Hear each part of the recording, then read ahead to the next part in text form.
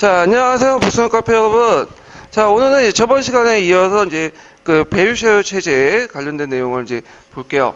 그 밸류쉐어 체제는 이제 그 밸류쉐어 이제 조약 이후에 여러 부속 그 조약들을 맺고 나서 그 후에 형성된 이제 국제 질서를 밸류쉐어 체제라고 하는데 나중에 히틀러가 집권하고 나서 이런 밸류쉐어 체제가 깨지게 되죠.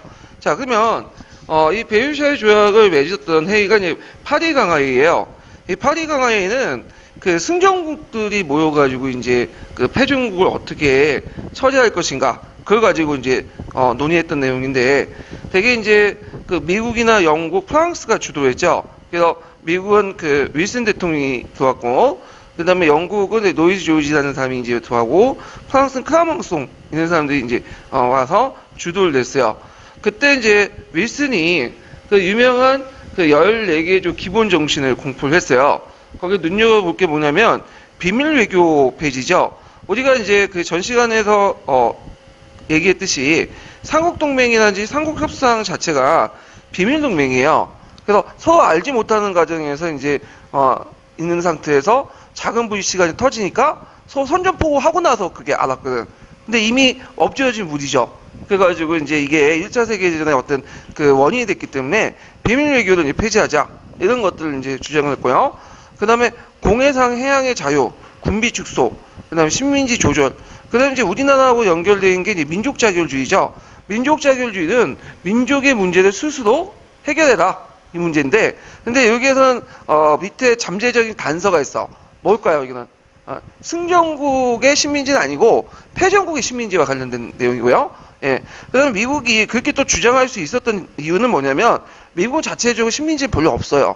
예전에 이제 얘기했지만 미국은 최대한 식민지 안 만든다고 했죠. 아예 그냥 본국으로 이제 편입을 시키죠. 자, 그다음에 이제 국제연맹을 창설 등을 주장했다. 예. 근데 이제 국제연맹 창설 부분은 그 미국의 윌슨 대통령이 이제 창설을 주장했지만 나중에 이제 윌슨이 그 선거에서 그 패배해서 나중에 민주당 정권이 공화당 정권 넘어가죠. 그래서 공화당의 원칙이 이제 뭐냐면 예전부터 내왔던 고립주의야. 그러니까 미국은 유럽의 문제에 간섭하지 않겠다. 그러면서 이제 국제연맹에 제안했지만 가입은 하지 않았어요. 자, 그래서 이제 이런 특징들을 가지고 있고요. 그 다음에 성격을 보면 전순국의 이해관계와 반영을 했죠. 패전국에 대한 응징 이런 것들이 나중에 좀 2차 세계대전 또 배경이 돼요. 그 다음에 윌슨의 어떤 이상 등이 반영되지 못했다는 거 이런 것들을 이제 볼 수가 있어요. 자, 그러면 이제 그 베르샤 조약 체제를 이제 볼게요. 자, 이 파리 강화회의에서 이제 독일하고 맺어진 조약이 베르샤 조약이죠. 자, 이 베르샤 조약은 이제 임용 시험에는 안 나오지만 수능에는 자주 언급된 부분이기 때문에 내용을 좀 파악할 필요가 있어요. 자, 대개 이제 이 베르샤 체제는 크게 두 부분으로 나눠요. 1차 세계대전 이후부터 해갖고 이제 히틀러의 등장까지 이렇게 이제 했던 걸 베르샤 체제라고 하는데, 자, 이 베르샤 체제는 유럽에서는 베르샤 체제고, 태평양에서는 워싱턴 회의를 만들죠. 1922년에. 그래서 워싱턴 회의를 통해서 워싱턴 체제가 형성이 돼요. 그래서 이제, 그 당시 일본의 군국주의 등장, 히틀러 등장 등등해서 이런 두 개의 체제가 무너질 때까지 한동안은 그런 체제가 유지됐다. 이렇게 좀 기억을 해두시면 되는데, 저는, 주요 전승국, 패전국이었던 독일하고 맺어진 베르사유 조약을 내용 볼게요. 자, 거기 보면 이제 독일은 모든 식민지와 해외에서의 권리가 상실되죠. 그래서 국제연맹의 위임 통치를 이제 했다. 그래서 이제 그 패전국의 이제 해외 영토를 어떻게 기속할 것이냐. 그래가지고 그걸 했는데, 되게 국제연맹이 나중에 만들어지고 나서 국제연맹을 만들면서 특정 국가에 위임을 주는 그리고 이제 하는 위임 통치 같은 것들을 이제 실시하도록 하죠. 그러니까 우리식으로 따지면 신탁 통치하고 비슷하는 거야. 예전에. 그래서 이제 이승만이 거기 이제 베르사유 조약 그러니까 파리 강화회의가 이제 열리고 베르사유 조약 맺고 하는 과정에서 그 당시 그 국제연맹의 위임 통치를 요구하죠. 청원하죠. 예. 그게 이제 나중에 문제가 생겨가지고, 이제 이승만이 물러나는 어떤 배경이 되는데, 자, 그래서 이런 것들은 이제 보시면 되고요. 그래가지고 이제 이때, 이런 식으로 이제 처리했고, 그리고 솔직히 위임통 시대에도 그냥 주는 거예요. 말이 위임통치지. 그래서 이제 대표적인 게 이제 태평양 지역에서 그 일본이나 이제 미국이 독일의 그 태평양 그 지역에 있었던 여러 섬 지역 있죠. 이걸 나눠 가졌죠. 이런 식으로 했다라는 걸 좀 기억을 해 두시면 되고요. 그 다음에 독일 영토가 많이 하향이 됐어. 그래서 본국 면적이 거의 13%가 하향이 됐는데, 자, 예를 대표적인 게 이제 알세스 로덴이죠. 알세스 로덴이 이제 막 국경에 왔다 갔다 하는데, 원래는 이게 독일 땅이었죠. 그러다가 30년 전쟁이나 그 후에, 프랑스 넘어갔다가, 보골 전쟁 때 또 뭐야? 독일로 넘어가죠. 그러다가 요번에 프랑스로 넘어가요. 그래서 이따가 나중에 이제 비시 정권이 등장하고 나서 다시 독일 넘어가죠.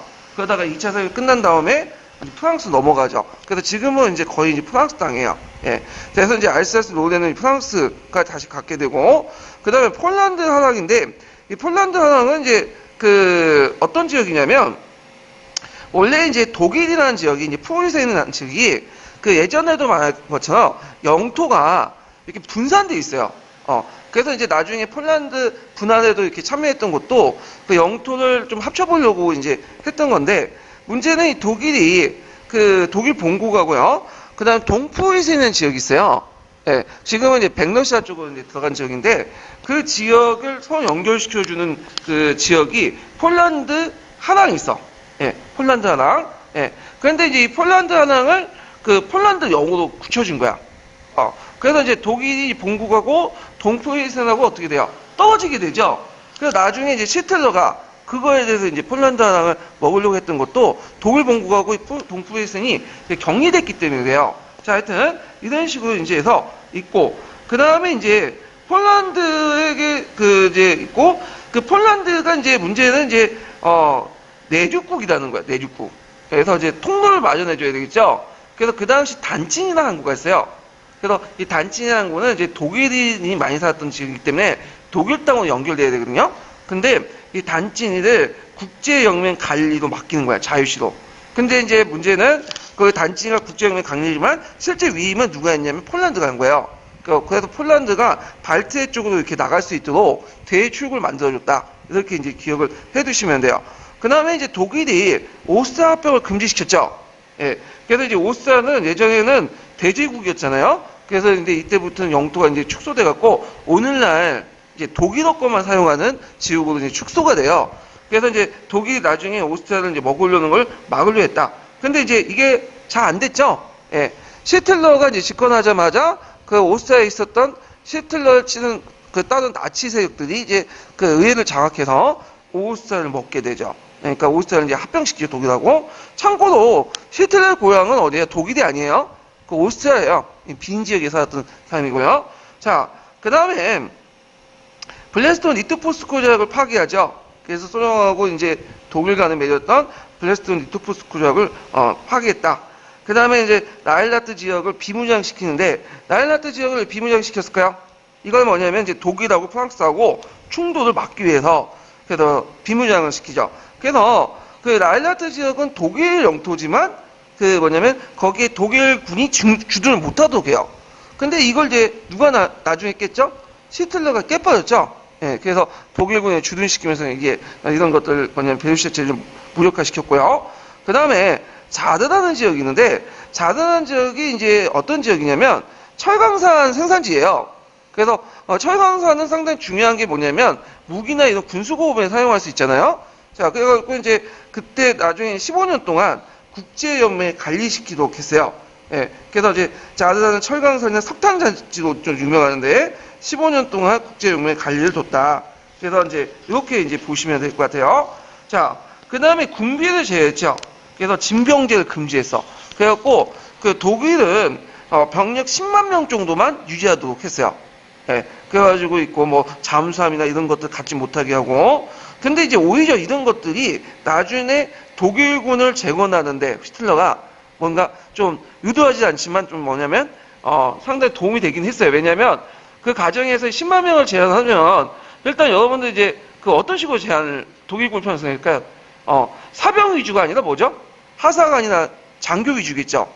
기술병 위주고. 그리고 사병은 어차피 징집하면 되니까 나중에. 그리고 그때 이제 1차 세계대전 때 참여했던 많은 장군들이 뭐예요? 잘려요. 그런데 이제 그 대신에 젊은 장교들이 이렇게 죽축 이루죠. 근데 이 젊은 장교들은 1차 세계대전 때 사용했던 진지전에 대해서 뭐 이렇게, 별로 안 좋게 생각해. 그래서 그때 이제 탱크나 장갑차, 뭐 비행기 이런 것들이 등장하죠. 그래서 예전에 이제 말한 것처럼 2차 세계대전 때는 진지전이 아니라 뭐라고 했어요? 전격전이었죠. 그래서 탱크나 그런 장갑차, 기계화 부대를 이용한 전격전 형태의 뭐냐면 전략 전술을 익히게 되는 거죠. 원래 이제 노세대들은 그 새로운 것들에 대해서 익숙하지 못하잖아. 근데 얘네들은 익숙하죠. 그러니까 이걸 시트로 적극적으로 이용을 하게 된 거죠. 자, 하여튼 이렇게 해서 이제 군비 제한을 하고 배상금을 지불하죠. 근데 이 배상금 액수가 어마어마해. 1320억 마르크야. 특히 이제 영국과 프랑스, 특히 프랑스가 많이 지금 요구했어요. 왜냐면 프랑스는 거의 1차 세계대전 때 자국의 영토에서 싸웠거든요. 독일 영토가 아니라. 그러니까 이제 폐해가 되게 심했죠. 그러다 보니까 프랑스 같은 경우는 어떻게 독일하고 뺏어다가 그걸 배상금을 받아갖고 그 다음에 전후 복구 사업을 하려고 했고, 특히 영국 프랑스의 전쟁 중에 누구부터 돈을 많이 빌렸냐면 미국부터 돈을 빌렸어. 그러니까 당연히 이제 미국이 채권국이고 영국과 프랑스는 채무국이죠. 그럼 돈이 없는 상태에서 어떻게 하겠어요? 독일의 배상금을 받아가지고 미국 갚으려고 했죠.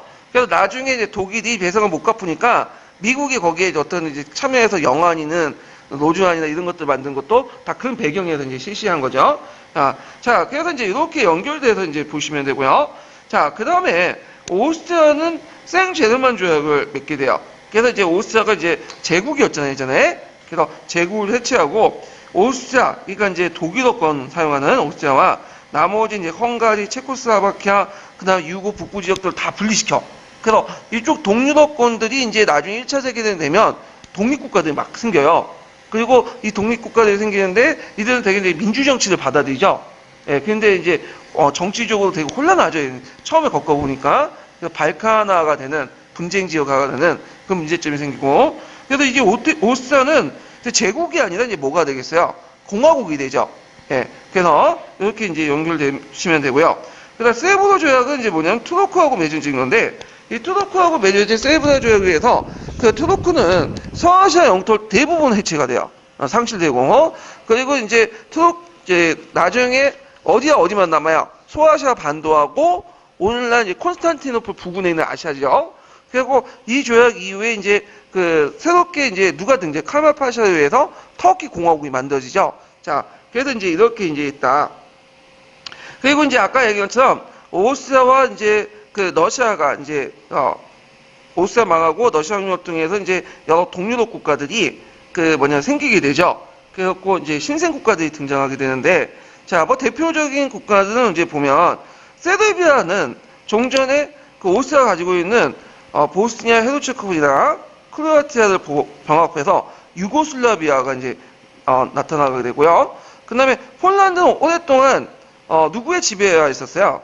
거의 러시아 지배에 있었죠. 근데 폴란드가 이제 뭐냐면 독립을 하게 되고, 그 다음에 이제 핀란드라든지 러시아에 이제 예전에 통합됐던 핀란드와 발트 삼국이라고 해서 있었어요. 그러니까 발트 삼국이 지금 에스토니아, 라트비아, 리투아니아 그 지역이죠. 이런 발트 삼국들을 독립을 시키고 이런 것도 있었고요. 그런데 여기는 안 나왔지만 이탈리아가 이제 미해수 지역이었던 트렌티노나 트리에스트 지역을 획득을 했죠. 근데 이제 문제는 달마티아 연안 지역은 획득하지 못했어. 이게 유고 쪽으로 넘어가거든요. 그래서 이제 프리메 지역이 대표적인 도시인데, 달마티아는 이제 이탈리아가 왜 요구를 했냐면, 원래 달마티아 지역이 이탈리아인데 별로 살지도 않아요. 그 지역은. 예, 몇몇 지역을 외에는. 근데 이제 왜 요구했냐? 예전에 베네치아 아시죠? 베네치아가 이 달마티아 연안 지역을 장악을 했어. 영국권이 있기 때문에 그걸 요구했던 건데, 자, 하여튼 이런 것들이 이제 나중에 불만이 쌓여갖고 무솔리니 어떤 집권 배경이 돼요. 예, 이런 것과 또 연결시켜서 보시면 될 것 같아요. 자, 그 다음에 이제 국제연맹을 보죠. 자, 이 국제연맹 월스에 제창을 했죠. 그래갖고 이제 1920년대에 만들어졌던 건데, 그래서 성립 목적은 세계평화 확립과 인류 문화의 정신을 보양시키고, 활동을 보면 군비 축소, 그 다음에 국제 분쟁의 평화적 해결, 안전보장, 그다음 문화교류와 인도적 사업을 전개했고요. 한계는 뭐냐면 그걸 이제 제청했던 그 미국이 국제연맹에 가입하지 못했죠. 그래서 민주당 정권이 공화당 정권 넘어가면서 가입하지 못했고, 그 다음에 초기 때는 독일과 소련의 가입은 허용되지 않아요. 물론 나중에 가입시키지만. 그 다음에 지금의 유엔군처럼 침략적 행위들 강제적 수단이 부재. 그래가지고 뭐 나중에 독일, 이탈리아, 일본이 막 나가도 통제할 수 있는 수단이 없는 거예요. 예, 말로만 먼저 권고를 하는데 솔직히 말만 해갖고 듣진 않죠. 뭔가 물리적인 제재가 있어야지만 듣는 거죠. 예. 자, 그래서 이제 이렇게 이제 좀 봤고요. 자, 그러면 관련된 이제 기출 문제를 좀 볼게요. 기출 문제가 아니라 이제 그 총괄평가 문제를 좀 볼게요. 자, 267페이지 잠깐 펴보세요.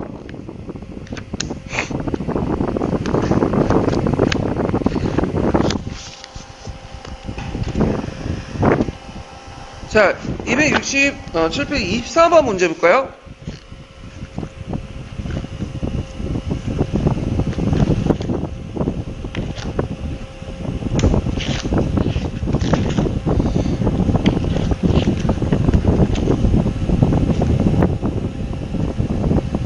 자, 여기 보면 다음의 기억의 원칙이 미친 영향을 두 가지 서술해보고 내용과 관련하여 파리 강화회 이후에 찬설된 기구의 한계점을 세 가지 쓰시오. 이렇게 했거든요.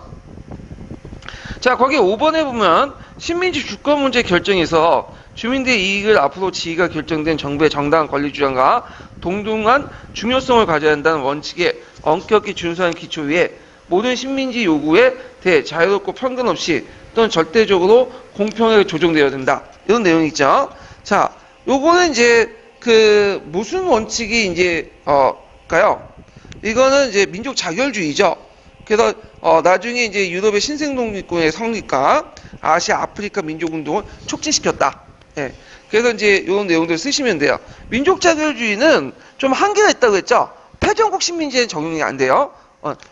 아니 승전국 식민지, 예, 패전국 식민지만 적용되죠. 그래서 나중에 이제 유럽에 이제 여러 독립국가들이 형성됐던 게 그 지역들이 상당수가 어떤 지역이야? 독일이나 오스트리아 지역이기 때문에요. 예. 물론 러시아는 이제 승전국이라고 하지만 엄밀한 러시아는 이제 도중에 정권이 바뀌었고 그렇기 때문에 이제 이거 좀 제외시키고 폴란드는 이제 이거와 관련돼서 좀 제외시키고요. 그 다음에 이제 여기 보면 니은과 관련돼서 파리 강화 이후에 창설된 기구의 한계점. 그래서 이제 앞에서 언급한 것이 미국이 불참했고 초기에 독일과 소련이 가입하지 않았고 국제 분쟁을 억제할 수 있는 무력 수단을 갖추지 못했다. 이렇게 이제 쓰시면 될 것 같아요. 자, 그 다음에 이제 넘어가서 그 군비 촉수에 의한 독일 배상금 문제를 볼게요. 자, 1920년대 들어와서 이제 세계 각국이 앞으로 1차 세계대전 같은 이런 큰 전쟁이 없어야 되겠다. 그러면 일단은 군대 수를 줄이자라는 논의가 있어야 되겠죠. 근데 군대 수를 줄이자는 거는 한 국가의 문제가 아니라 여러 국가들이 같이 논의해가지고 합의를 해서 하는 거죠. 그래갖고 이제 여러 회의들을 걷게 돼요. 뭐 워싱턴 회의라든지 런던 회의라든지 등등등을 해야 되는데 이 워싱턴 회의는 이제 누가 주도를 했냐면 미국이 주도했어요. 미국이. 그래갖고 이제 그 아시아 지역에서 미국이 영향력 확대와 일본 서력을 견제하기 위해서 미국이 주도를 했던 거고, 그래서 태평양 지역의 이제 1차 세계대전 전후 질서를 이 워싱턴 회의에서 결정되기 때문에 이걸 워싱턴 체제라고 하죠. 자, 배경을 보면, 자, 1차 세계대전 이후에 일본이 21개조 요구에 등해서 중국의 우월적 지위를 확보했고요. 그 다음에 경제 발전을 하게 되죠. 그래서 이제 이런 것들이 이제 있고, 그래서 일본이 그 당시에, 뭐냐면, 국민 총생산량이 40% 증가되고요. 그 다음에 제3의 해운구가 성장했다고 해요. 그리고 이제 또 일본은 전승국 대우를 또 받았죠. 예. 그리고 이제 국제연맹 상위 이상국 중에 하나로 꼽힐 정도로 되게 성장을 하고 있었어요. 그러면 일본이 너무 성장하면 미국의 입장을 때는 좀 안 좋죠. 태평양 지역의 패권이 일본에 넘어갈 수 있잖아요. 견제 차원에서 이제 했었고, 일본이 러시아 혁명 후에 북만주나 시베리아에 야심을 가지게 돼요. 그래서 예전에 시베리아 출병을 하죠. 그래서 이제 적군을 견제도 했는데, 원래 이 시베리아 출병은 처음에는 이제 북만주나 시베리아 이게 출병은 미국의 요청에서 한 거예요. 그래서 이제 미국이 입장 올 때는 그 사회주의 학살 막는다는 이제 입장에서 일본이 했는데 일본이 이걸 이용한 거지. 근데 미국이 원하는 그 이상으로 넘어간 거야. 거의 3, 4만 명 정도의 병력을 출동을 시킨 거죠. 예. 그래서 미국의 입장 올 때는 이런 것들은 좀 이제 견제할 필요가 있었던 거죠. 예. 그래갖고 이제 이런 목적으로 이제 했고요. 내용을 보면요. 자, 이 워싱턴 조약은 크게 이제 4국 조약, 9국 조약, 이런 것들, 또 군비 축소 회의 이렇게 있어요. 그래서 이제 4국 조약 같은 미국, 영국, 프랑스, 일본 이렇게 해서 태평양 지역의 기존 영토의 보유권을 서로 인정하고요. 9국 조약 같은 경우에는 이거는 이제 그 중국과 관련된 내용인데 중국의 영토 보존과 문호 개방 원칙을 존중했다. 자, 문호 개방 그 원칙은 누가 처음 냈었던 거죠? 이거 예전에 시험 문제 나왔죠? 미국이 내세웠던 거. 존 웨인이라는 사람이 제시했던 건데 중국의 주권을 존중하면서 서로 공정하게 중국에 진출하자는 게 미국의 외교 방침이야. 근데 예전에는 그냥 미국이 일방적으로 이제 선포하는 식으로 했는데 국제적 공인받았던 것이 워싱턴 회의야. 예. 그래서 이렇게 있고 그다음에 이제 제일 문제가 됐던 이제 나중에 중국사 할 때 이제 얘기할 텐데 21개조 요구가 처리됐죠. 이런 것들이 9국 조약의 내용이에요. 자, 그다음에 이 4국 조약과 9국 조약 함께 또 뭐냐면 뭘 또 맺었냐? 군비 축소와 관련된 것들 맺게 되죠. 그래서 그 당시 미국과 영국, 프랑스, 이탈리아, 일본의 주력함을 비율을 몇 대로 고정하면 5대, 3대, 3대, 1.75대, 1.75대로 확정한 거야. 그러니까 미국이 5고, 그 다음에 영국과 프랑스가 3, 그 다음에 일본이 1.75, 이탈리아가 1.75인데, 자, 요게 주력함은 뭘까요? 주력함은 항공모함이에요. 항공모함. 그래서 그 당시에는 이제 1차 세계 전까지는 주는 이제 그 주력함이 뭐냐면 전함이었어요. 전함. 그러니까 이제 배수장이 얼마나 크거들 하고 전함 있죠. 대포 달리고. 근데 문제는 이제 1차 세계전 때 비행기가 등장했죠. 그런데 싸우다 보니까 비행기 몇 대가 항공모함을 그러니까 전함을 격추시킨 거야. 그 거대한. 그러면 이제 제일 중요한 게 전함을 이제 크게 만드는 것보다는 비행기를 실 수 있는 뭘 만들었어요? 항공모함을 만들어야 되겠죠. 그래서 이제 영국이 이제 먼저 만들고 나서 일본이 미국도 따라 만들게 되는데 이런 비율을 정했다. 이렇게 좀 기억을 해 두시면 될 것 같아요.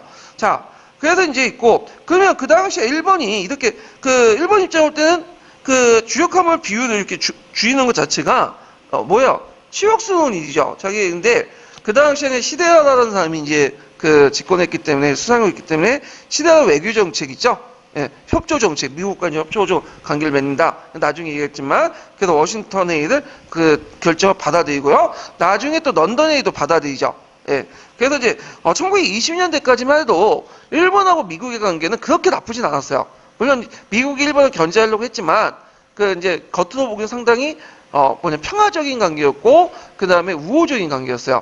그래서 그 당시에 미국의 여론이 일본에 대해 상당히 호의적인 때가 20년대야. 근데 나중에 30년대 들어오면서 만주사변 터지고 나서 이제 뭐냐면 나빠지게 된 거죠. 급격하게. 자, 그 다음에 이제 여기에는 안 나왔지만 하나 더 적어야 할 게 뭐냐면 영국과 일본이 동맹이 파기됐다. 영일 동맹이 파기됐다. 이렇게 보시면 되고 그리고 일본의 남태평양 섬제도를 이제 뭐냐면 인정하죠. 독일에 가지고 있었던 그때 남태평양 제도의 여러 섬들을 인정하게 되는데 미국도 그때 독일령 남양군도 지역은 이제 나눠 갖게 돼요. 그래서 여러분들 이제 자주 이제 가는 감 있죠, 감. 감도 원래는 독일령 땅이에요. 그래서 미국이 나중에 갖게 된 땅이죠. 자, 뭐 이렇게 있고. 자, 그러면 워싱턴 회의의 결과와 영향을 보죠. 중국의 영토 부정, 기회 균등, 문호 개방이라는 명목 아래 미국의 요구를 간처했고요. 그리고 이제 워싱턴 체제가 형성되면서 미국 중심의 국제 질서가 만들어졌고요. 근데 이제 일본의 입장을 때는 이제 이게 항공모함 비율이 미국보다 너무 축소됐잖아요.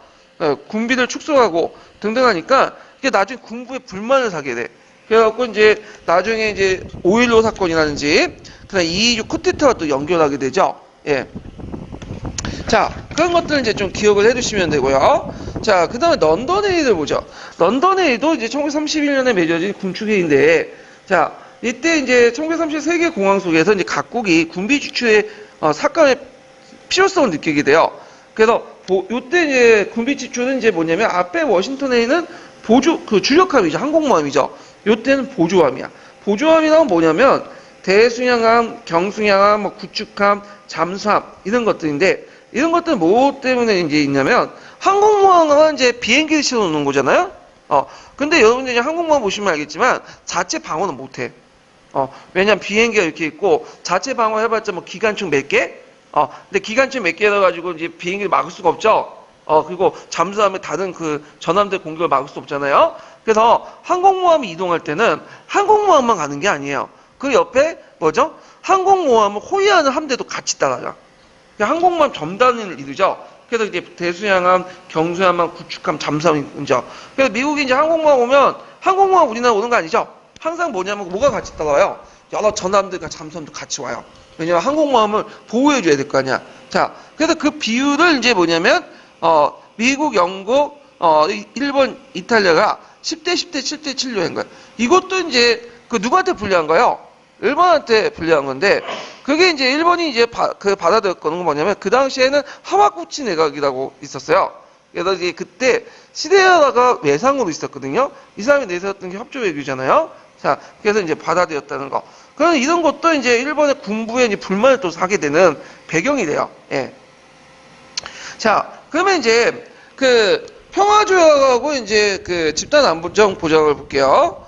자, 이 당시 그 평화조약과 집단적 보장은 게 뭐냐면 이제 독일에 대한 프랑스의 지나친 복수심이죠. 프랑스가 독일한테 1차 세계 때 많이 깨졌잖아요. 피해도 많고. 그리고 이제 그 프랑스가 이제 독일의 배상금을 받아야 되는데 독일이 제대로 주지 않으니까 그 당시 이제 독일의 최대 공업지였던 누르 지역을 점령을 해버려요. 그래서 두 나라 관계가 악화되죠. 물론 이제 이 누르 지방은 이제 점령했지만 나중에 그 당시 이제 독일 정부가 태업을 지시하고 하면서 이제 물러나긴 했지만, 자, 그 다음에 노카노 조약을 체결했다. 그래서 이제 이렇게 분위기가 삭막하니까 안 되겠다. 상호협조가 돼서 유럽의 재건을 도모하자. 그래서 독일의 외상이었던 그 당시 외상으로 본치세요. 위상이 아니라 스톤제만. 이 스톤제만은 전후에 유명했던 독일의 정치가거든요. 그래서 그 외상도 하고 한때는 또 수상도 했던 인물이에요. 그래서 이름 정도는 좀 기억을 할 필요가 있어요. 이 사람은. 자, 독일의 외상인 스톤제만의 제의에 따라 영국, 프랑스, 독일 등 유럽 국가들 사이에 체결됐고요. 자, 그 주요 내용을 보면 독일과 프랑스가 베르사유 조약을 충수하고 협정국을 평화로운 방법 모든 문제를 해결할 걸 약속하고요. 이걸 계기로 해서 이제 독일이 국제연맹 가입의 계기가 되고 독일, 벨기에, 프랑스 삼국 간의 국경선을 확정하고 존중이 됐다. 그 나중에 부전 조약을 바탕이 되었다. 이렇게 좀 기억을 해주시면 될 것 같아요. 자, 그 다음에 이제 이렇게 있는데 자, 그래서 이제 파리 협정을 볼게요. 파리 협정을 또 다른 말로 케로그 불이항 조약. 그다음 서로 전쟁하지 말자 해서 부전 조약이라고요. 그래서 케로그는 미국의 국무장관을 얘기하고요. 불이항은 그 프랑스 외무장관을 말하죠. 그래서 이 둘이 이제 만나서 1928년에 국가정책 수행이 수단으로서 전쟁을 적극적으로 배제하자. 그래서 이제 이렇게 했다는 거죠. 그래서 이제 이 조약을 계기로 해서 평화 보장의 정신을 세계적으로 확립하려고 했다. 이렇게 이제 했는데, 이걸 대해서 이제 미국과 프랑스뿐만 아니라 이 조약은 나중에 이제 15개 국가가 참가해요. 그래서 이제 같이 맺어지는 거예요. 다자 조약으로.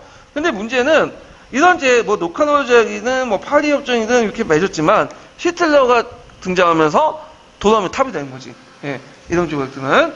자, 그래서 이제 노카노 조약하고 그 다음에 파리 협정 부분은 좀 기억을 해두세요. 인용 시험에는 안 나왔지만 거기 수능에는 자주 언급되는 그 조약들의 내용이거든요. 자, 그래서 이제 있고 그 다음에 뒤에 넘어가 독일 배상금 문제 볼게요. 독일의 이제 배상금 문제를 보기 전에 이제 좀 그때 상황을 봐야 되는데 1차 세계대전 전까지는 미국이 경제적으로 그렇게 세계 패권을 장악할 만한 나라는 아니었거든요. 그래서 미국이 대전 전에는 35억 달러 채무국이었어. 근데 거꾸로 대전 후에는 125억 달러의 채권국이 바꿔요. 이때 채권이고 채무를 가지고 있는 사람은 어떤 나라일까? 영국과 프랑스죠. 왜냐면 영국과 프랑스가 전쟁 기간 동안 미국한테 많은 돈을 꾸오고 그런 거죠. 미국은 손해볼 필요는 없었어요. 나중에 돌려받지는 못했지만 1차 세계대전 때 영국과 미국하고 이제 독일하고 싸울 때 유럽을 상대로 뭘 한 거야? 무기를 팔아먹었잖아. 예. 그래서 막단 이득을 챙긴 거죠. 나름대로. 자, 그러면 이제 일단은 전후에 미국은 돈을 받아야 되겠죠. 근데 문제는 그 영국과 프랑스가 돈이 없다는 거예요. 돈이 지금. 그러니까 이제 독일한테 배상금을 받은 다음에 그 영국과 프랑스가 그거를 미국한테 돈을 주는 거야. 그리고 이제 미국은 이제 그 금융자본들은 어디에 또 투자를 냈냐면 독일에 투자를 냈어요. 예, 독일의 자본에. 예, 그래서 독일의 경제를 활성화시켜야지 배상금을 원활하게 영국과 프랑스한테 줄 수 있고 미국이 이제 뭐냐면 돈을 받을 수 있죠. 근데 나중에 이제 그 미국이 그 돈을 받지 못해. 왜냐면 독일이 돈을 안 주는 거야, 배상금을. 그러니까 이제 영국과 프랑스도 미국의 채무를 갚을 수가 없죠. 네. 그러니까 이제 미국이 입장에 볼 때는 빨리 이 독일의 배상금 문제를 해결해야지만 나중에 자기가 받아야 할 돈을 받을 수 있는 거잖아요. 그러니까 미국이 개입을 하게 된 거야. 독일의 배상금 문제 때문에. 자, 그냥 이제 배경을 보면요. 미국은 영국과 프랑스로부터 전쟁 중에 빌려줬던 전쟁 채권을 받으면 독일의 배상금 문제에 개입할 수밖에 없는 상황이었고요. 그 다음에 반가구표 좀 지우시고, 자, 독일이 배상금을 지불하지 못하자 프랑스가 루르 지방을 이제 무력으로 점령했죠. 그리고 독일한테는 차관을 제공하고 배상금을 낮추면서 이제 해결책을 모색을 하겠다. 지금도 마찬가지지만 채권자가 채무자는 돈을 받으려는데 채무자가 돈이 없다고 이제 버티면 어떻게 돼요? 빚을 탕감하거나 그런 식으로 하잖아요. 그래서 미국의 입장 볼 때는 이제 원금은 받을 가능성이 별로 없다고 판단한 거야. 그러면 어떻게 되겠어요? 빚을 탕감하더라도 일본은 빨리 받아내는 게 더 좋겠죠. 자, 그래갖고 이제 그 당시 미국이 개입됐는데 이 도주환이나 영환이 이제 제시한 도주환이나 영환은 다 미국 사람의 이름이에요. 네, 그래갖고 이제 미국이 이제 뭐냐면 어떤 앞으로의 이제 배상금 어떻게 해결할 것인가 그걸 이제 제시했는데, 자, 도주환은 이제 보면요. 이 도주환 또는 도수환이라고 하는데 도수환이라고 쓰시는 게 나을 것 같아. 예, 도수환. 도주환도 쓰긴 하는데, 예. 그래서 도수환 사람은 이제 미국 재정관이었던 찰스 도수환 사람이 그 당시 이제 도수가 주재한 영국과 미국의 전문가위원회가 있었는데 여기에서 베르사유 조약에서 결정된 독일의 배상금 문제 어떻게 할 것인가에 대해서 이 도수환 사람이 이제 뭐냐면 의견을 제시를 했어요. 그리고 나중에 이 도수환을 좀 수정한 것이 뭐냐면 영환이에요. 영환. 그래서 이 도수환은 2억 달러 차관으로 독일의 마르크를 안정화시키고요. 앞으로 5년간 배상을 잠정적으로 이제 결정한다. 이게 무슨 말이냐? 자, 그 당시에 독일은 전후에 경제적 혼란스었어. 그래서 인플레이션이었는데 인플레이션이 그냥 인플레이션이 아니라 하이퍼 인플레이션이야. 아주 딱 뭐냐면 너무 뛰었죠. 마르크가 가치가 떨어지고 그러면 일단은 독일의 경제를 안정화시켜야 되겠죠. 그래갖고 이제 일단은 독일의 마르크를 안정화시키기 위해서 2억 달러 차관을 빌려준 거야. 왜 차관을 빌려주겠어요? 일단은 그 당시에는 근본이 태안이기 때문에 근본이 태안을 계속 태안 제도가 유지되려면 일단은 금을 사둬야 되겠죠. 그래서 2억 달러 금을 사둘 자금이 필요한 거죠. 그래서 그걸 바탕으로 해서 뭐냐면 마르크를 다시 찍어내는 거죠. 예. 그래서 이제 하고 5년 동안 배상액을 분할적으로 이렇게 상환하는 이런 제도를 뒀죠. 그래서 이제 이렇게 있고, 그리고 이 과정에서 이제 독일 제국은행을 다시 성립했어요. 왜냐 제국은행이 있어야지 뭔가 발권력을 통제할 수 있고 근본위 제도를 이제 실시할 수 있는 거잖아요. 그래서 이제 이걸 이제 제시하니까 프랑스하고 영국, 독일, 미국이 이제 협정을 맺어가지고 이제 뭐냐면 그걸 이제 했고, 그래서 미국의 은행들이 독일에 대규모 차관을 제공하고 프랑스와 영국이 독일의 배상금 삭감에 동의하게 되는 거죠. 그래서 독일의 경제적 안정이 유럽의 채권국이었던 미국의 이익에 합치된다는 결론한 거죠. 그때부터 미국 자본들이 독일에 많이 투자를 하게 되죠. 그래서 이제 좀 시간이 지나면 히틀러가 거의 집권할 무렵에는 이제 뭐냐면 독일의 이제 미국의 자본들이 많이 들어오게 돼요. 독일에. 그래서 한동안 또 1920년대 후반까지는 또 경제 부흥했다가 근데 1929년에 어떻게 돼요? 대공황이 터지죠. 그러면서 미국 자본들이 갑자기 또 철수를 하게 되는 거야. 그러면서 독일이 어떻게 경제 부담을 걷게 되고 그때 그 틈을 노려서 이제 히틀러가 집권하게 된 거죠. 예. 자, 그 다음에 영화는 도수환을 했지만 얘네 독일의 배상금이 너무 이제 못 내겠다 하니까 배째라는 식으로 나와버리니까 자, 배상금 총액을 4분의 1로 감소시키고요. 그다음 지불 연화도 5년도 아니고 1959년이야. 그러니까 이제 쉽게 말하면 30년 연장을 해준 거야. 그래서 이제 30년 동안 분할 상환해라. 진짜 이게 되게 뭐냐면 되게 좋은 거죠. 예, 이게. 자, 하여튼 이렇게 해서 이제 약간 수정해가지고 했는데, 자, 근데 이 영환도 나중에 이제 독일이 계속 안 갚아 돈을. 거기다가 1929년에 무슨 것이 일어났죠? 대공황이 일어났죠. 그러니까 이제 공황이 이제 일어나니까, 근데 미국이 빨리 이제 진압을 해야 되겠다. 열강에 협력해서 국제 경제를 좀 안정시킬 필요 있겠다 생각하고, 그 당시 경제공화국의 지불이 불가능하니까 이제 미국이라든지 아니 미국의 채무국이었던 그 당시 프랑스나 그 다음에 영국, 독일 이런 국가들이 경제공화국 돈을 못 갚는 거야 계속. 그러니까 미국의 대통령 후보가 나와서 이 정부가 채무 1년간 상한 정지를 통보해요. 그래서 후보 몰라트리면 이제 후보 대통령이 돈을 뭐냐면 안 갚아도 된다는 게 아니라 지불을 유예시킨 거예요. 원래 몰라토리움은 이제 채무국들이 하는 건데, 그 당시 미국의 입장부터 빨리 이제 세계 경제를 안정화시키기 위해서 이제 자기가 이렇게 나섰던 거고, 상대적 지불 유예가 몰라토리움에 반해서 파산은 뭘까요? 디폴트죠? 예, 파산은. 우리 망했다. 그래서 예전에 이제 IMF 같은 경우에는 이제 우리가 이제 몰라토리움만 보시면 돼요. 지불 유예. 그래서 이런 것도 있고, 그 다음에 이제 노자네이에는 배상금 44분의 1로 더 탕감을 시키고, 그것도 경제회복 때까지도 보류하고, 실제로 이를 취소시켰다. 그래서 배상금은 44분의 1로 감소시키고, 경제회복까지 보류를 했지만, 시틀러가 집권하자마자 그냥 무산시켜버렸어. 예, 이 노자네이조차도, 탕감하기조차도. 그래서 이렇게 해서 감소를 시킨 거죠. 그러니까 베르사유 조약 때 너무 천문학적인 수를 불렸던 게 문제가 된 거야. 이런 것들이 나중에 이제 시틀러가 또 집권했던 배경이 되고, 그리고 이제 독일 국민들 감정을 악화시키고, 그 나중에 이제 이런 역사적 경험이 있다 보니까 2차 세계대전 때는 그렇게 돈 얘기는 안 해요. 배상금 얘기는. 잘못하면 이게 이제 독일 같은 패전국들 안에 뭐냐면 반반을 불러서 해갖고 새로운 세계도를 만들 수 있는 단추를 제공할 수 있잖아요. 예. 그래갖고 이제 이런 것도 있었다. 좀 기억을 해두시면 될 것 같아요. 자, 그러면 이제 요 관련된 이제 문제를 이제 좀 풀어볼게요. 258페이지 펴보세요.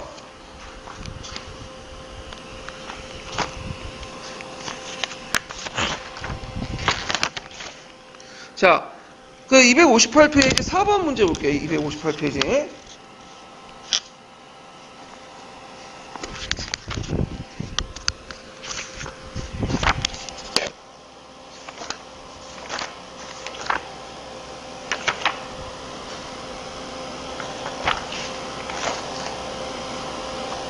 음, 4번이요? 잠깐만요. 아이고, 어디 간가?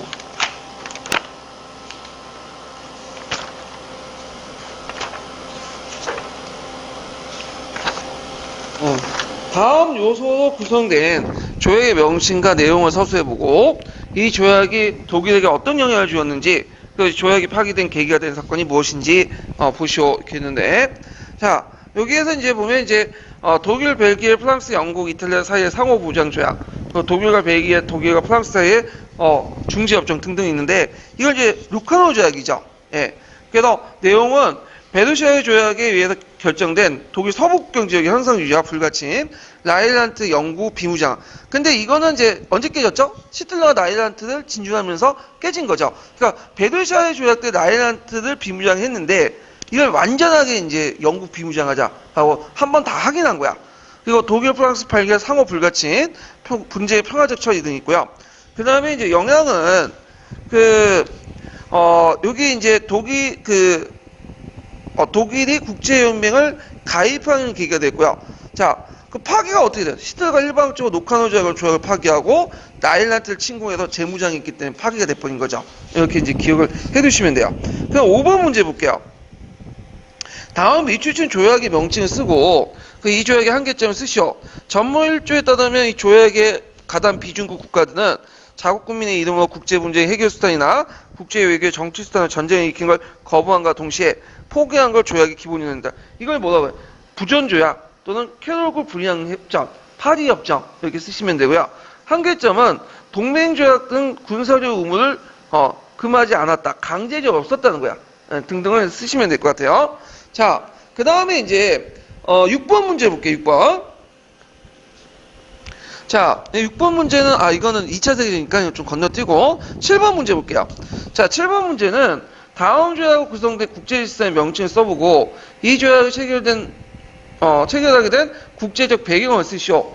그리고 이 조약의 체결에 반영된 일본의 외교정책 방향을 말해보고 체결 후 조약과 관련된 일본의 조치를 3가지 쓰시오. 이렇게 했거든요. 자, 이 조약은 이제 뭐냐면 워싱턴 조약이죠. 워싱턴 조약. 예. 그래갖고 이제 이 워싱턴 조약이 크게 3가지 조약으로 구성됐다고 했죠. 4국 회담하고 9국 회담, 그다음 워싱턴 그 군축 회담 이렇게 있죠. 그래서 9국 회담, 9개 국가들이 모여가지고 했던 것도 있죠. 그래갖고 이제 그 워싱턴 조약이 있는데 9국 조약이 이제 있는데 이건 중국과 관련된 거고, 그래서 있고 이게 나와 관련된 거고, 가는 뭐죠? 워싱턴 조약 군축 회담이야. 예. 그래서 이제 이렇게 이제 보는데 국제 질서의 명칭은 워싱턴 체제. 그다음 국제 배경은 그 당시 이제 일본이 그 전쟁의 피해를 거의 입지 않았고 전승의 지를 이용해서 아시아에서 중국을 제쳐 주도적 위치를 확보하게 됐고, 남태평 지역과 중국에서 독일이 차지하고 있던 이권을 확보하고 시베리아 출병 상태였죠. 이에 대해 세계 열강들이 불만을 가지게 됐었고, 그리고 미국이 이제 일본을 견제하려고 했었다. 자, 외교정책 방향은 그 당시 이제 일본의 외교정책 방향은 이제 뭐와 연결돼서 보셔야 되냐면 시대와 협조 외교와 연결돼서 보셔야 돼요. 그래서 일본 정부는 국제 질서 현실에 따라 워싱턴의 군축과 중국의 주권을 인정한 협조 외교 정책을 채택했고요. 그래서 이제 일본의 정부의 조치를 보면 해군력과 육군의 감축, 시베리아 철병, 상동 문제를 이제 그 해결을 시행했다. 외교 정책의 그 명칭, 요때 이제 그 나에 반영된 외교 정책의 명칭이 뭘까요? 구국 그 협정에 맺어진 구국 조약에 맺어진 문호 개방 원칙이죠. 예. 문호 개방 원칙은 이미 예전부터 있었던 거예요. 예, 19세기, 20세기 초반에 했던 건데, 나중에 이제 공식화 시킨 것이 워싱턴행이야. 예. 그래서 문호 개방 정책은 나중에 이제 중국사 할 때 좀 더 살펴볼게요. 자, 그래서 이제 이렇게 해서 이제 봤고, 그 다음에 한 문제 더 풀어볼게요. 265페이지.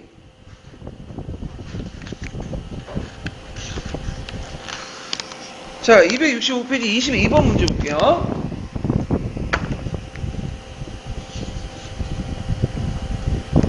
자, 다음과 기획과 니은의 안에 명칭을 각각 쓰고 기획에서 마르크를 안정시킨 방안과 그 경제적인 그 경제적 결과를 말해보시오.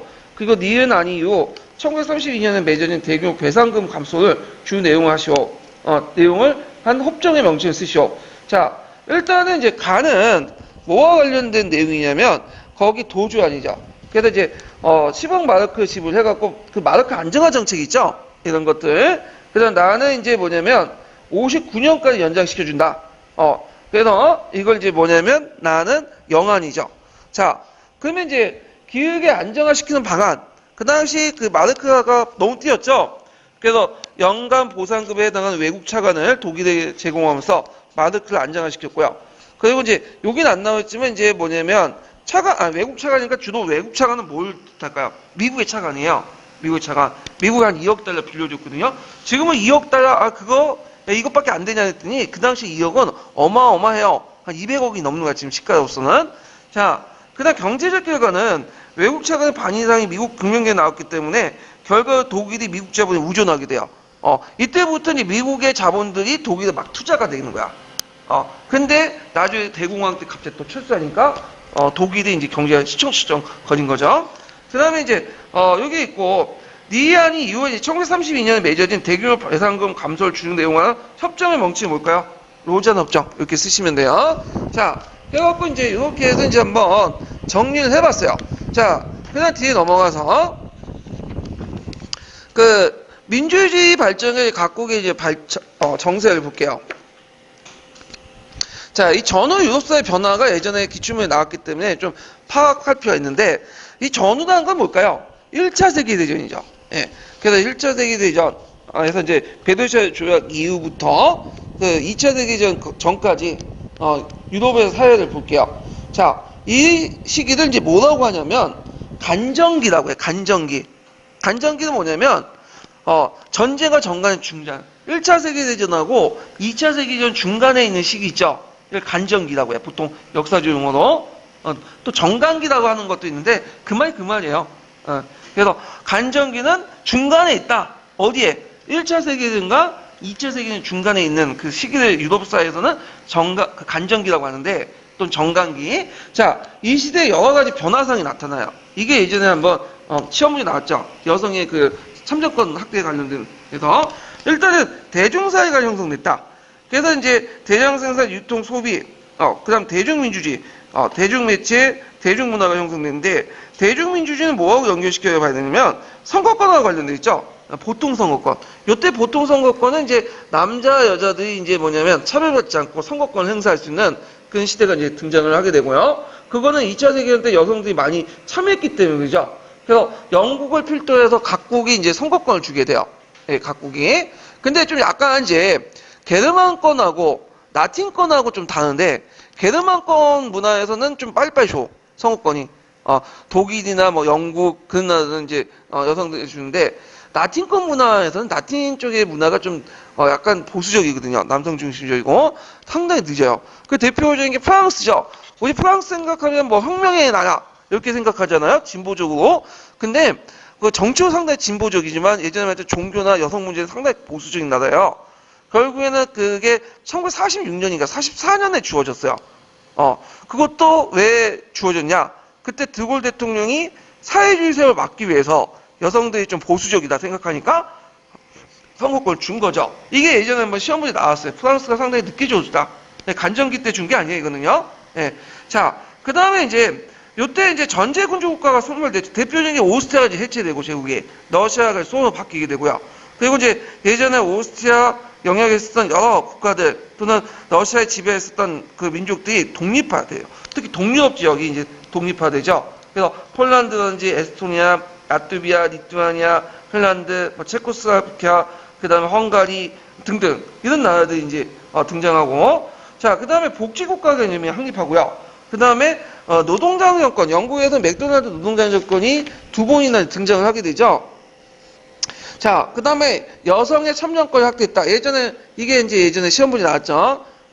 그래갖고 이제 있는데, 그 여성 참정권의 기준을 보면 이제 뭐 연도까지는 올 필요 없는데, 제일 먼저 했던 나라가 이제 뉴질랜드라고 돼 있어요. 1883년. 오스트레일리아가 그 1895년. 핀란드가 1906년. 그 다음에, 1913년이 노르웨이. 그 다음 덴마크, 소련, 그 다음 독일. 이렇게 돼 있고, 그 다음 미국, 캐나다가 1920년. 스웨덴이 1921년. 그 다음에 28년 영국. 이렇게 있고, 마지막으로 프랑스가, 여기 보니까 46년이네요. 46년. 제일 마지막에 듣게 돼. 프랑스가. 우리나라는 어떻게 될까요? 독립하자마자 48년에 얻게 된 거죠. 그래서 이제 지도서에 보니까 이제 서양의 여성들이 했던 것을 그대로 이제 동양이나 아시아 국가에 이제 그대로 받은 거죠. 그래서 서양에서는 여성운동하고 여성들의 참여를 통해서 전쟁 참여에서 얻었던 그 선거권이 동양에는 신생국가든 그대로 적용된 거야. 이식돼가지고. 예. 자, 그래가지고 이제 이런 내용이 있고요. 그 다음에 이제 영국을 이제 볼게요. 영국을. 자, 영국은 이제 선거권 확대 내용에서 아까 여성의 선거권 확대에서 4차 때 이제 1918년, 5차 때 이제 선거권 확대 28년에서 여성의 선거권을 했는데 4차는 이제 만 31세 이상의 여자들에게, 5차는 모든 이제 남녀 공인 평등하게 만 20세 이렇게 이제 했죠. 그 다음에 이제 노동당들이 이제 진출하죠. 그래서 맥도날드 이제 노동당 내각이 등장을 하고요. 예전에 이제 이 12년 기출문제 한번 나왔던 거야. 예. 그 다음에 이제 영령방이 성립되죠. 대전 전에 자치령이 되었던 영국의 주된 식민지 대전 후에 거의 완전한 독립국가가 됐기 때문에 대영 제국이 이제 해체되고요. 웨스턴 미스턴 협정에 대해서 영령방 국가들이 만들어져요. 1931년에. 그래서 대표적인 나라가 뭐 호주라든지 뉴질랜드라든지 그런 나라죠. 그래서 그런 나라들은 영령방 국가의 특징이 뭐예요? 항상 지금도 있지만 그 안에 유니언잭이 있죠. 유니언잭. 캐나다나 이런 나라. 그리고 이들은 거의 독립국이지만 상징적으로 영국의 여왕을 모셔요. 그리고 영국에서 총독이 와. 근데 총독은 솔직히 말해서 식권이 거의 없고, 예, 그 안에서 이제 자치 운영하는 거죠. 예, 이런 것들이 있다. 자, 그 다음에 이제 그 아일랜드가 독립됐다는 거. 그래서 이제 아일랜드는 심페인당이라고 해서 있는데, 이 심페인당의 항쟁의 결과는 아일랜드 가 독립했는데, 나중에 처음에 이제 아일랜드 자유의 자치정을 하다가 국제연맹에 가입됐다 에일레 공화국이 돼서 연영발 탈퇴하고, 근데 이제 문제는 북부 아일랜드 지역이 문제가 된 거야. 예전에 얘기했지만 이제 북부 아일랜드 지역 같은 왜 문제가 됐냐면, 그 당시 크노엘이 아일랜드를 점령하고 나서 강압적으로 이제 통치했다고 했죠. 그래서 켈턴어를 얘기하면 잡아다 그냥 처형시키고. 그래서 지금은 켈턴어 사용하지 못한다고 했죠. 영어 다 사용하고. 그만큼 가혹했다고. 거기에다가 또 그 당시 스코틀랜드, 잉글랜드 신교도도 있죠. 신교도 그들 여기에 이제 이주시켰어. 그들이 대규모의 대지주도 되고, 주로 이제 어디에 많이 이제 이주돼 있냐면, 북부 아일랜드. 이들 이제 얼스트라고 하거든요. 그래서 그 얼스트 지역을 이제 북부 아일랜드 지역을 어떻게 하냐는 가지고, 독립할 때부터 문제가 생긴 거야, 이게. 결국에는 어떻게 타협받냐면, 그냥 이거는 영국으로 이렇게 기속하는 거. 그래서 북부 아일랜드 지역도 지금 어디예요? 영국에 있죠. 근데 거기에 이제 이걸 반대하는 이제 세력들이 계속 남아있어갖고, 어떻게 돼요? 테러도 일어나고 그러잖아요. 아일랜드 이제 문제가 일어나는데. 자, 하여튼, 이런 것들이 있다. 좀 기억을 해두시면 되고. 자, 프랑스는, 자, 그 당시 이제, 아까 얘기한 독일과 배상금 지불이 연기되니까 벨기에와 함께 독일의 공업지대인 루르를 점령하죠. 그런데 독일이 이제 그 당시 정부가 무슨 명령을 내냐면, 태업을 하고, 해갖고, 공무원이나 태업을 하고, 사람들에게 일을 하지 마라. 그런 식으로 저항을 하게 되죠. 자, 그래도 이제 결국에는 실패를 했고, 그리고 이제 프랑스 국내에서 이제 또 인플레이션이 일어나고, 그리고 이제 어떤 또 요구를 하냐면, 독일에 대한 분노가 너무 많기 때문에, 그 당시 석탄산지가 제품 자르 지역 있죠? 자르 지역을 프랑스가 먹으려고 해. 그리고 나일란트 지역을 분리시키려고 해요. 공화국을 만들어가지고. 그런데 윌슨의 연구에 반대로 결국에 실패하게 되죠. 자, 그래갖고 이런 것들이 있었다. 그리고 이제 프랑스는 독일이 나중에 날 칠 거다 생각을 한 거야. 그러니까 독일하고 프랑스 간의 국경선에 그 유명한 마지노선을 만들죠. 이 마지노선. 이게 마지노선은 참호전의 안전 결정판이야. 그래서 참호를 이제 어떤 식으로 위로 올려서 토치칼 만들고, 토치칼 만들어서 구축하고, 그 안에 대포나 기관총 설치하고, 그리고 그 안에 또 철도를 놔요. 엘리베이터를 만들고. 그래서 최첨단을 구축하는 거야.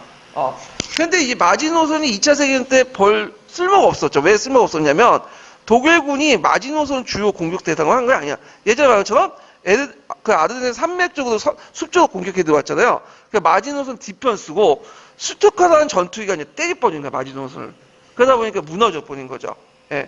그래서 이제 이 마지노선을 만드니까 독일에서는 지크프리트선이라고 해갖고, 또 맞은편에 맞은 또 참호가 있긴 있어요. 예. 마지노선은 말은 이제 자주 사용하죠, 우리가. 자, 하여튼, 이런 것들이 있었다 좀 기억을 해두시면 되고요. 자, 그 다음에 독일을 보죠. 독일은 이제 독일혁명 이후에 3인당이 집권해. 3인당. 3인당이 집권했는데 3인당에서도 이제 두 개의 세력이 나요. 다수파 3인당, 그러니까 온건파, 그 다음에 급진파 3인당.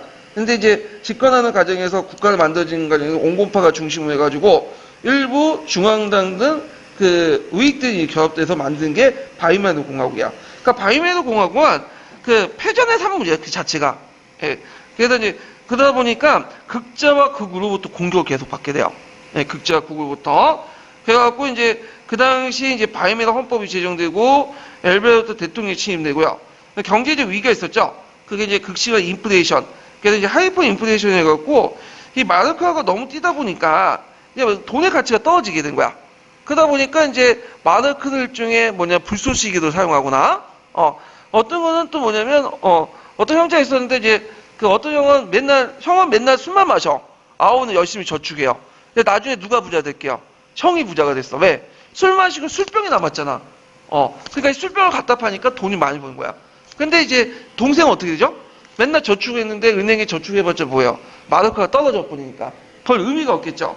자, 그래서 이제 있고 그 다음에 이제 배승금 지불 연기에서 프랑스부터 루르를 점령하고 등등등 있었다. 특히 바이메르 공화국 초창기 때 극우 세력의 공격, 카푸의 난도 있었고, 그 다음에 이제 공상당, 그러니까 이제 여기 이제 3인당 외에도 공상당이 있어요. 독일 공산당. 공산당이 이제 반란을 일으켰죠. 그래서 그 유명한 스파르쿠스의 반란 있죠.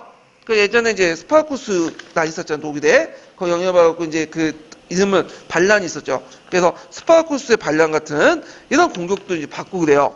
그래서 카프 폭동이라든지 그 다음에 공산당 계열의 반란, 스파르쿠스의 반란, 그 다음에 시틀러 아시죠? 시틀러가 이제 무엔 지역에 폭동을 일으켜. 물론 시틀러 무엔 폭동 금방 끝나지만, 예. 그리고 이제 시틀러가 이제 무엔으로 폭동하고 나서 그 진압되고 나서 8개월 동안 감옥수에 갇히게 되는데, 그때 감옥수에 갇히고 나서 이제 복역한 때 썼던 유명한 책이 있어. 이게 뭘까요? 나의 투쟁이죠. 예, 나의 투쟁. 그것이 예전에 한번 기출문에 나왔던 거예요, 그 책이. 자, 그 다음에 그 수산 제만이 이제 있는데, 이 사람은 아까 얘기한 것처럼 그 뭐냐면 외상이면서 또 수상 역할을 했던 그 사람인데, 이 사람은 경제 사회 질서 회복을 되게 노력했고 통화 안정을 깨려고 했다. 그래갖고 이제 그 당시 이 사람은 인민당 당수예요. 예.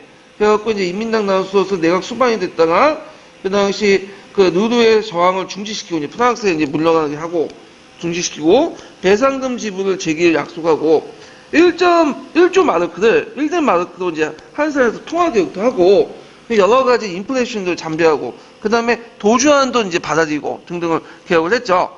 자, 그리고 국제연맹을 가입을 했고, 예. 그리고 노카노나 부존조를 설명을 했고, 그 다음에 이제 있고, 그리고 여러 가지 업적도 있다. 좀 기억을 해두시면 될 것 같아요. 여기 영안이라고 돼 있는데, 영안이 아니라 도주안으로 곤치세요. 예, 도주안.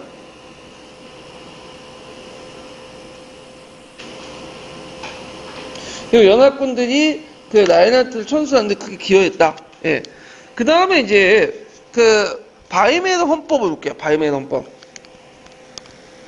이 바이메너 헌법은 기출에는 안 나왔지만 임용 기출에 안 나왔지만 그 수능에는 자주 나와요. 그래서 이 바이메너 헌법은 그 전후에 맺어진 제일 근대적인 법이에요. 헌법이 현대적인 헌법이고 제일 앞서 있는 법이죠. 근데 제대로 이게 받아들이지 못했어. 왜냐면 이 바이메너 헌법 자체가 독일인들이 원해서 만든 게 아니에요. 이게 뭐예요, 이거는? 패전의 산물이었죠. 그 일부 이제 급진적 세력들, 이제 3인당 세력들 주도해서 만들었던데, 독일 패전을 계기해서. 그리고 그 당시에 독일은 이제 뭐냐면 상당히 권위주의 국가였어요. 그래서 예전에 오랫동안 카이제의 지배를 받고 있었잖아. 독일 황제. 근데 갑자기 민주주의라는 것들을 이제 받아들이니까 헌법을 만들고 되게 낯선 거지. 그러니까 독일 국민들이 그걸 제대로 이해를 못했던 거야. 그렇지만 헌법상으로는 상당히 영국과 미국이나 그 당시보다는 되게 앞서 있었다. 프랑스 이런 나라보다. 자, 바이메너 헌법은 이제 내용을 보면 주권 제외를 규정하고 20세 이상의 남녀의 평등한 선거구로서 이제 구성된 국회와 직접적인 국민투표 임기 7년제 대통령을 실시했다. 그래서 이 대통령 조약 체결권, 군통수권, 군해상권 등등 있었는데, 근데 이제 실제 내정은 대통령이 하는 게 아니라 이건 이제 상식적인 내용들이고 되게 이제 누가 했냐면 수상들이 있어요. 그러니까 대통령이 이제 뽑고 수상이 임명하고 그런 것들이죠. 그래서 이제 우리가 이제 시틀러 있죠. 시틀러는 대통령 아니에요. 그때 대통령 누구였어요? 신덴부르크라고 있죠. 신덴부르크. 신덴부르크인데 이 사람이 좀 나이가 그때 다 많았는데 1차 세계대전 영웅이었죠. 탄네베르크 전투에서 크게 승리했고, 그래서 이제 국민들의 초항 속에 이제 대통령이 되는데 정치는 개판을 해놨어. 누굴 임명한 거야? 시틀러를 임명했어, 수상을. 그러니까 시틀러가 깽판을 치고 있는데도 그냥 보고만 있었던 거야. 거의 방임하고 협조했던 거죠. 예. 그래갖고 나중에 이제 욕으로 먹게 되는데, 하여튼, 그 다음에 정책 위반과 실시는 내각 수반의 권한이었고, 내각은 국회에 대한 책임을 졌고요. 국회의 권한이 매우 컸고, 국민의 노동권, 그러니까 노동자 단결권, 단체 교섭권, 이런 것들. 그 당시에는 되게 혁신적이에요. 지금 당연한 거지만. 자, 그래서 이제 노동상권 같은 걸 인정하고, 사회재산권과 상속권 보장을 했다. 자, 근데, 그럼에도 불구하고 이제 여러 한계가 있는데, 자, 무슨 한계냐. 야, 여기는 없지만 이제 패전의 산물이었고, 그 다음에 독일 국민들이 패전을 시인하지 않아요. 무슨 생각에 시달렸냐면, 등에 칼을 맞았다. 배반당했다. 그러니까 우리가 충분히 이길 수도 있었는데, 이게 독일 놈들, 우리 등에 있었던 사람부터 등을 당하고, 특히 독일 국민하고 지체하는 놈들로부터, 이 등에 칼을 맞았다는 그 대상이 누구냐. 칼을 찔렀던 사람들, 사회주의에 유대인 온 거야. 독일 혁명만 안 일어났으면 우리 이길 수 있었다. 그냥 이런 생각까지 가지고 있었던 거죠. 그래서 이제 이것을 이제 왜 그런 신화에 이제 매달릴 줄 굴욕적으로 생각했냐면 이게 그건 이제 승전군의 원인도 있어요. 승전군이 너무 가혹하게 놓았거든. 그러니까 이런 것들 우리도 이제 그 충분히 이길 수 있었고 이렇게 굴욕을 당하지 않고 돈도 안 낼 수 있었는데 괜히 와가지고 유대인들이나 그 뭐냐면 사회주의자들이 와가지고 등을 찔렀다는 거야. 그리고 또 아까 독일 국민들에게서 민주주의는 뭐예요? 낯선 것이었죠. 예. 그러다 보니까 이제 민주주의 헌법 제도는 있는데 그 운영을 잘 못해. 그리고 예전에 카이저가 자신을 통제하는 것처럼 그런 강력한 카리스마가 인물을 원했던 거야. 그때 누가 등장한 거야? 히틀러가 등장한 거죠. 예. 그래서 이제 그 자유가 좋지만 자유로부터 뭐야? 도피하려고 한 거죠. 그래서 그 유명한 자유로부터 도피라는 책이 있잖아요. 그래서 그 당시 독일 국민들 상황들을 잘 반영하고 있는 그런 책도 있네. 자, 그래갖고 있고요. 미국을 이제 볼게요. 자, 1차 세계대전 때 뭐냐면 이득을 받던 나라가 어떤 나라예요? 미국이죠, 미국. 그래서 이제 미국이 이제 그 당시 1차 세계대전 이후에 세계 중심 국가를 부각이 되죠. 그래서 1차 세계대전 이전에는 채무국이었던 나라가 그 다음에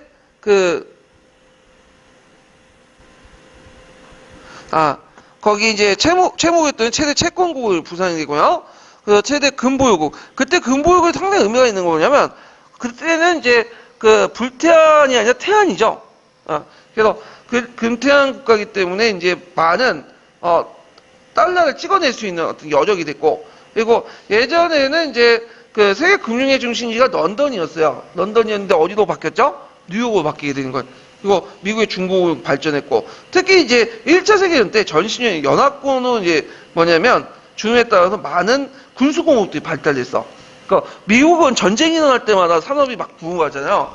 예. 그 마찬가지로 막 이제 여러 가지 무기를 찍어내면서 이제 이렇게 해가지고. 그래서 돈을 빌려줘갖고 이제 많은 이제 뭐냐면 손해를 받긴 했지만, 그럼에도 불구하고 1차 세계 때 돈 많이 벌었어요. 미국이.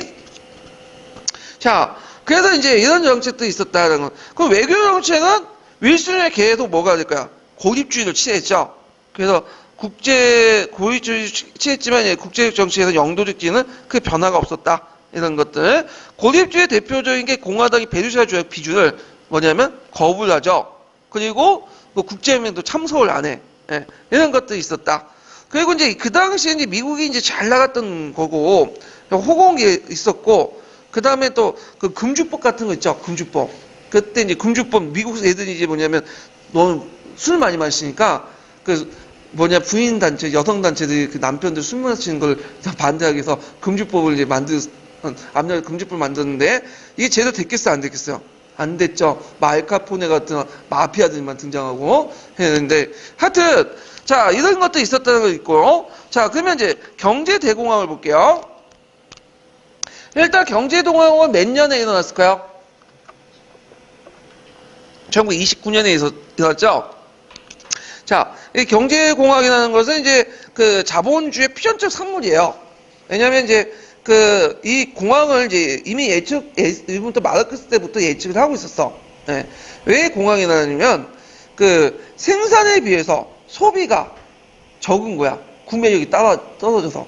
왜냐, 부가 제대로 균등하게 분배를 했어야 되는데, 부가 제대로 이제 부가 균등하게 분배를 못하고 한 사람에 집중돼. 몇몇 소수에게. 그러다 보니까 소수는 아무리 열심히 소비하더라도 한계가 있잖아. 그러다 보니까 아무리 많이 생산해도 그걸 소비할 수 있는 시장이 없다 보니까 어떻게 되겠어요? 공황이 일어날 수밖에 없고 공황이 일어나면 어떤 현상이 일어나냐면 일단은 기업의 입장 볼 때는 일단은 장사 안 되니까 사람을 잘라야지. 그럼 실업자가 늘어나고 실업자가 늘어나면 구매력이 더 떨어지죠. 그러니까 빈곤의 악순환이 계속 생기는 거야. 그리고 또 뭐냐면 은행 입장 볼 때는 기업한테 채권을 빌려줬는데 돈을 빌려줬는데 못 갚는 거지. 그러면 그 은행도 어떻게 파산이 되는 거죠. 예. 자, 그런 공황이 주기적으로 일어났어요. 주기적으로. 근데 이제 왜 경제 대공황이 되게 심각하냐면 이 공황 중에 제일 크기 때문에 특히 미국에서 일어났고 미국의 경제공황은 왜 그냥 미국에서 끝나는 게 아니라 미국이 금융자본이 세계 각지에 투자를 하고 있었잖아요. 근데 공황이 나니까 이제 어떻게 돼요? 돈을 다 해주려기 시작한 거야. 그러다 보니까 이 공황이 세계에 확대되기 시작한 거지. 거기다가 그 당시에는 그때 세계 경제를 통제할 수 있는 만한 기구가 없었어요. 신도 없었고, 그런 인식도 별로 없었고. 그래서 이런 공항을 이제 각계격파하다 보니까 제대로 뭐냐면 그러니까 해결하지 못하고, 그리고 시장이 좁은 이제 다른 나라에서는 큰 피해를 입게 되고, 뭐 이탈리아나 독일이나 일본 같은 나라들은 이제 군국주의 방향으로 나갈 수밖에 없는 배경이 일어났기 때문에 문제가 된 거죠. 자, 그래서 이제 서로 연관시켜서 이제 한번 보시는 것도 좋을 것 같아요. 이 경제공학 관련돼가지고. 자, 그래서 이제 경제공학은 좀 쉬었다 할게요. 이 부분은요. 예.